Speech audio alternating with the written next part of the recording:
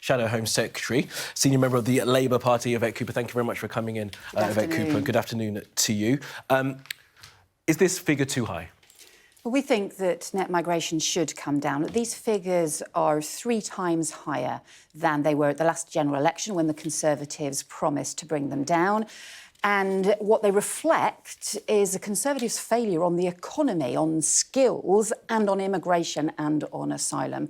At the heart of the figures is a 65% increase in migration for work, some big increases in health and social care visas, because the Conservatives over 13 years have failed to tackle skilled shortages, have failed to tackle the training needs in the country, and have also allowed this 20% wage discount for overseas recruitment, which is completely unfair and means that employers have an incentive to recruit from overseas rather than training or paying fairly here in the UK.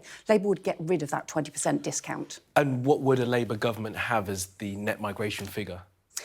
So we think that migration should come down. We don't think it's sensible to set a specific figure target. It's 3 times higher than it was previously. I mean, that's setting figures, isn't it? Every time the Conservatives have set targets, they've ended up making a total mess of it. What we want to do is to address some of the deeper issues, which is the failure to tackle skills shortages in the country.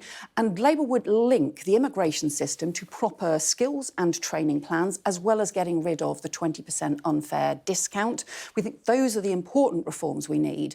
Look, immigration will always be important and international talent will always be important to our economy, but the immigration system has to be controlled and managed so that it's fair. And we're not seeing that at the moment. Instead, what we're seeing is a kind of chaotic approach from the Conservatives, bad for the economy, but also this mess on asylum as well. And we'll come on to that in a moment. Yeah. You must have modelled what a reasonable number would be. As you point out, skilled migration is a great benefit to the British economy. So there must be a figure that you guys have in mind for what would be sustainable levels of migration per year. Well, I think what you need to do is to look at where the skills shortages are. So, for example, areas around engineering have been on the shortage occupation list for decades, and yet still no proper action to tackle the skills shortages we face.